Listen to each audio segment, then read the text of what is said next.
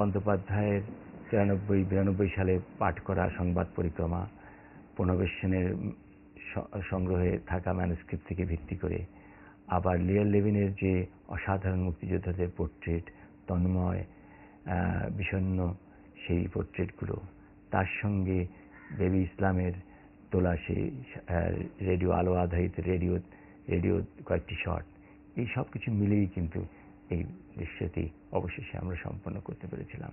I will not be a party to it. We will fight. We'll go back and fight. এটা উদ্ধারের একটি চমৎকার কাহিনী রয়েছে। সেটি হলো, আমরা জাতিসংঘে কর্মরত বাংলাদেশের একজন লেখক এবং নিবন্ধকার হাসান ফেরদৌসের মাধ্যমে এই ফুটেজের সন্ধান লাভ করি এবং সেটি আমরা তার কাছ থেকে একদিনের জন্য ধার করে বার করে নিয়ে আসি এবং পরের দিন সেটা ফেরত দিই। কিন্তু ইতিমধ্যে আমরা সেটার ডুপ্লিকেট নেগেটিভ করে ফেলি হাসান ফেরদৌসকে না জানিয়ে। কিন্তু এই যে নীরবতার মধ্যে দিয়েই উনি আমাদের এই মহৎ চর্য ভিত্তিতে সহযোগিতা করেছেন এবং অনেকভাবে তিনি আমাদের সাহায্য করেছেন মুক্তির গান শেষ করার ক্ষেত্রে এবং নির্মাণের ক্ষেত্রে। কিন্তু এইটি তার একটা বিরাট অবদান, তার মাধ্যমে আমরা এই ঐতিহাসিক ফুটেজটি ব্যবহার করার সুযোগ পেয়েছিলাম। এই গানটি আমরা 93 সালে ওই মুক্তি সংগ্রামী শিল্পী সংস্থার শিল্পীদের দিয়েই ডন স্টুডিওতে রেকর্ড করিয়েছিলাম এবং বিভিন্ন উৎস থেকে সংগ্রহ করা এবং কেনা ফুটেজ দিয়ে আমরা তৈরি করেছিলাম এই সিকোয়েন্সটি। পুরো জিনিসটাই সম্পাদনার টেবিলে তৈরি এবং এর মধ্যে একটিও লিয়ার লেভিনের দৃশ্য নেই। ভেবেছি যে আমরা যদি মুক্তিযুদ্ধের একটা ছবি যদি করতে চাই, তাহলে বৃহত্তর মুক্তিযুদ্ধের ইতিহাসটা নিয়ে আসতে হবে। They realized there was lots of film footage that, in order to be able to tell the story of the cultural troupe, in order to contextualize that historical period, there was a lot of material that was missing. সেগুলো আমাদের আনা দরকার ছিল, যেমন গণহত্যা, যুদ্ধ, এমনকি major যে ইভেন্টস, পার্সোনালিটিস যেগুলো ছিল মুক্তিযুদ্ধের সময়, সেগুলো অনেক টাকা দিয়ে কিনতে হলো। So I remember calling a lot of different agencies. I called ABC, I called NBC, I called many places, and we're having no luck until finally it turned out CBS News and Grinberg, a commercial archive, had footage, and they sent over a list of all the material that they had, and it was great. They had footage of the Muktijoddhas, they had footage of the atrocities that were committed, they had footage of the refugees fleeing the destruction that the Pakistan army were causing at the time.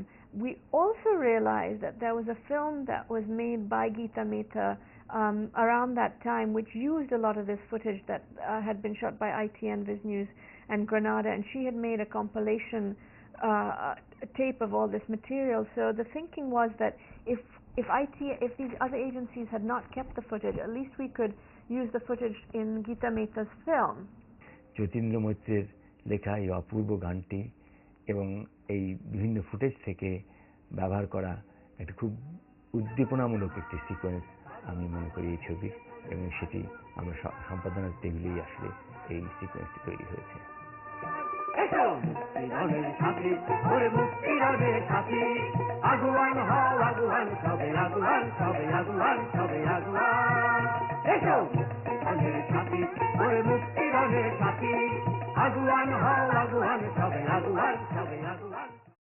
এই চল এখান থেকে সব, আমার জমির উপর দাঁড়িয়ে ধান নষ্ট করছেন না, আমার যা ইচ্ছে তাই। শরণার্থী শিবিরে তখন একটা ছোট্ট যে কোনো জিনিস একটা কালো কাপড় দিয়ে ঢেকে এই এহিয়া কথা বলছে, সেই স্ক্রিপ্ট লেখা হলো। তা তোমার ওই জল্লাদ দলবল কই? হ্যাঁ, একা তো তুমি আমার সঙ্গে পারবে না। হে, ওইখানের ঘটনা দেখে একটু শুনে নিত আগে, কে কি বলছে, কি সমস্যা শুনে নিত আগে, তারপর সেগুলো এই পাপেটের মুখে দিয়ে দিত। ওরা অবাক হয়ে যেত যে আরে এই তো আমাদের কথা বলছে, আর বাচ্চারা হো হো করে হাসছে, তার সঙ্গে বাচ্চার হাসি দেখে ছেলে বুড়ো দাদিমা দিদিমা সকলে হেসে উঠছে, সেটা বড় আনন্দের। এখনো ঠিক সেই এহিয়া ওরকমই, প্রায় ওরকমই দেখতে আছে। ওর ইবলিস খান বলে, হ্যাঁ এইবার তোমার নাম ঠিক হয়েছে হয়েছে, ওই যে বলে হ্যাঁ ইবলিসের বড় ভাই। নাম ইয়া খাঁ।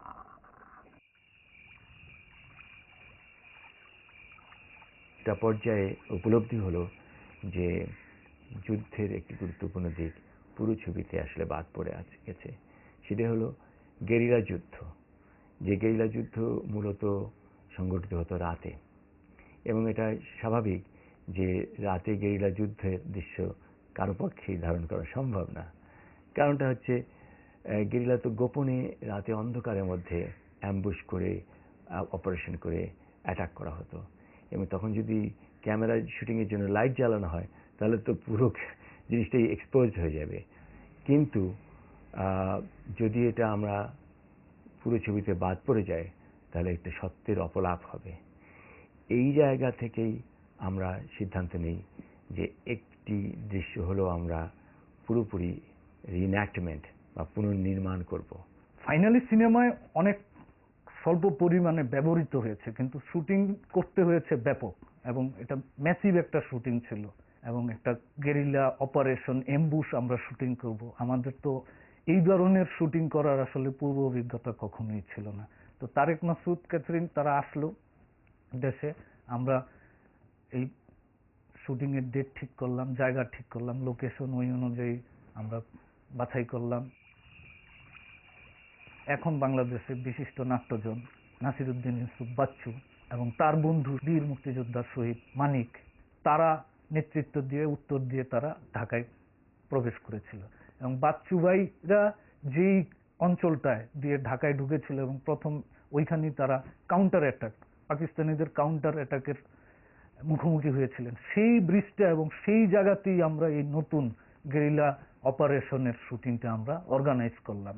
শুটিংটিতে অংশগ্রহণ করার জন্য বাস্তবে যে মুক্তিযোদ্ধারা যুদ্ধ করেছিলেন তাদের বেশ কয়েকজনকে আমরা ব্যবহার করি। সেই পানির মধ্যে দিয়ে বন্দুক নিয়ে তারা আসছেন। কিন্তু তরুণ বিরাট অংশ যে দেখাবো সেখানে তো অ্যাকচুয়াল মুক্তিযোদ্ধাতে আমরা দেখাতে পারছি না, ৭১ যারা তাদের বয়স বেড়ে গেছে, এবং এমন তরুণ দেখানো দরকার যারা আর্মস ধরার অভিজ্ঞতা রয়েছে। যদি এরকম হয় যে তারা জীবনে আর্মস হয়নি, অভিনয় করছে, তাহলে জিনিসটা বিশ্বাসযোগ্য হবে না। যে এলাকার যারা ব্রেভিয়ার, যারা এলাকার তারা ঠিক নাম করা গুন্ডাও না, বাট যেটা হচ্ছে যে এলাকায় কোন রকম সন্ত্রাস হলে বাড়ি হলে ওরা ফাইট দেয়, এবং তখন তো অস্ত্র মানে অনেকখানি অ্যাভেলেবল, আমাদের দেশে ৫০০ টাকা অস্ত্র ভাড়া পাওয়া যায়। ওই রকম অস্ত্র হ্যান্ডেলিংয়ে যাদের মানে অভ্যস্ততা আছে, রিয়াল গান ফাইটারদেরকে ইউজ করা হবে। এবং তারা যে শীতের রাতে সারা রাত ধরে সেই পানির মধ্যে জোক লেগে যাচ্ছে তাদের, এবং রাতভর দুরাত ধরে শুটিং হয়েছিল, এবং যে উঁচু নিচু যে জায়গায় সে তারা ক্রলিং করবে সেটা ছিল আসলে এক সময়ের ইটের ভাটা। অনেক বড় বড় পিঁপড়ে ছিল, এবং তারা কামড় দিয়ে তাদেরকে প্রায় লাল করে ফেলেছিল শরীর। ওই গলা পানিতে নেমে যারা শীতে কাঁপছে, তারেক ভাই যখন বলতেছে আরেকটাতে, কিন্তু ওদের কোনো না নেই, ওদের কোনো রকম মানে অস্বস্তি নেই। সেই যে তথাকথিত যে লোকাল পাড়ার যেসব আর্ম ক্যাডাররা, তারা এতই নিবেদিত ছিল এবং মুক্তিযুদ্ধের সেই স্পিরিটে এমনভাবেই তারা উদ্বুদ্ধ ছিল যে দুটা রাত শীতের মধ্যে সেই বিষ পানির মধ্যে দিয়ে সেই মানে বাস্তবে যে মুক্তিযুদ্ধ করেছিলেন দুলাল ভাই এবং তপন ভাইয়া, আজিজুর রহমান সিদ্দিকী, তাদের সঙ্গে পাল্লা দিয়ে তারা আসলে এই রিএনঅ্যাক্টমেন্টে অংশগ্রহণ করেছিল।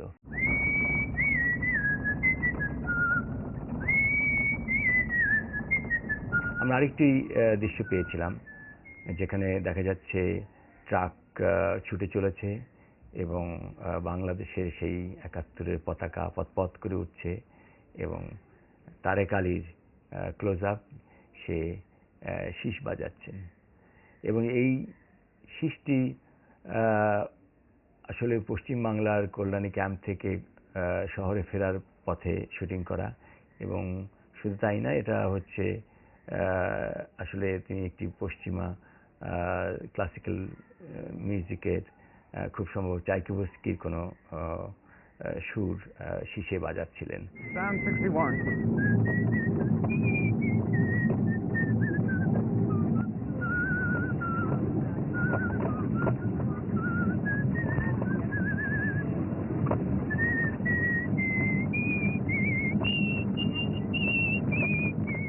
কিন্তু আমরা এই দৃশ্যের যে নাটকীয়তা সেটা আমরা মাথায় রেখে এটাকে আমরা চেঞ্জ করলাম, অর্থাৎ সৃষ্টি চাইকোভস্কির জায়গায় আমরা জয় বাংলা, বাংলার জয় শীষ বাজিয়ে সেটা ব্যবহার করি। এবং এটি দরকার ছিল এই কারণে আমাদের যে ঢাকায় ফিরে আসছে শিল্পীরা, এরকম একটা জায়গায় আমরা ব্যবহার করতে যাচ্ছিলাম যে এখানে বিজয় আসন্ন এবং শিল্পীরা বেশ আনন্দ উৎসব করছে। জয় বাংলা গানটি আমরা যে শীষ দিয়ে প্রথমে ভেবেছিলাম এবং চেষ্টা করেছিলাম সুদীপ্ত চট্টোপাধ্যায় আমাদের বন্ধু, তাকে নিউ ইয়র্কে তাকে দিয়ে রেকর্ড করতে। কিন্তু একটা মজার ঘটনা ঘটেছিল যে সুদীপ্ত যখন এই শীষটি বাজাচ্ছিল, যেহেতু ওই সুরটার সঙ্গে খুব একটা পরিচিত নয়, পশ্চিমবাংলার ছেলে সুদীপ্ত, যদিও খুব সাংগীতিকভাবে খুবই চমৎকার ওর গানের কণ্ঠ এবং সব কিছু মিলিয়ে, কিন্তু সুরের শেষ জায়গাটায় আমার মনে আছে স্টুডিওতে সুরটা একটু ভিন্ন করে ফেলছিল। তখন ক্যাথরিন যে পুরো সুরটা ওকে বুঝিয়ে দিয়েছিল, ক্যাথরিন তখন বলল যে ঠিক আছে, আমি একবার একটা রেকর্ডিং করি।